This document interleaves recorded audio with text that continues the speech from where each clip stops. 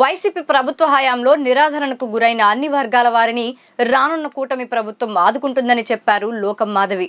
విజయనగరం జిల్లా నెల్లిమర్ల నుంచి కూటమి తరపున జనసేన నుంచి పోటీ చేస్తున్న లోకం మాధవి నియోజకవర్గంలో విస్తృతంగా ప్రచారం చేస్తున్నారు.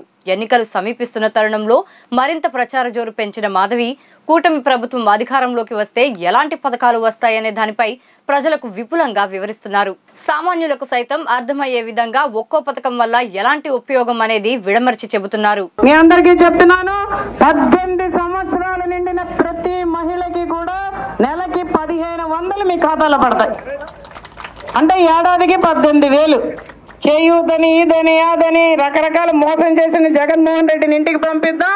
ఖచ్చితంగా ప్రతి ఒక్కళ్ళు ఆడబిడ్డ నిధి కింద 1500 రూపాయలు మీ ఖాతాలో పడతాయి. ప్రశాంతంగా ఉంటుంది. ఇంట్లో ఎంతమంది ఉంటే అంతమందికి. అలాగే అవ్వాతాతల కోసం పెన్షన్ 3000 నుంచి 4000 ఏప్రిల్ 1 నుంచి. అవ్వాతాతలందరికీ చెప్తున్నాను, ఇంట్లో ఉన్న ఇద్దరికి, అవ్వకి తాతకి ఇద్దరికి పెన్షన్ పెడతాం. ఒకరికి కాదు, ఇద్దరికి కలిపి 8000 రూపాయలు వస్తే వాళ్ళకి నెలకి అది బతకచ్చు. మరి ఇంకొకటి ముఖ్యమైనది వికలాంగుల పెన్షన్ 3000 నుంచి 6000 రూపాయలు చేస్తున్నాం. వాళ్ళకి చేయూతగా ఉండడానికి.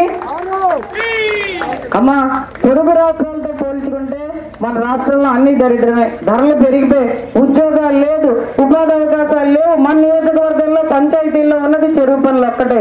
కాబట్టి ఈ పరిస్థితి నుంచి ప్రజలకు మెరుగైన జీవితాన్ని అందించడానికి, ఆర్థికంగా బలపరచడానికి ఖచ్చితంగా ముందుకు వస్తున్న ప్రభుత్వం కూటమి ప్రభుత్వం, జనసేన, తెలుగుదేశం, బీజేపీ ప్రభుత్వం. 20 లక్షల ఉద్యోగాలు 5 ఏళ్లలో భర్తీ చేస్తాం. నిరుద్యోగ భృతి కింద 3000 రూపాయలు ఇస్తాం ఉద్యోగం వచ్చిందాకా.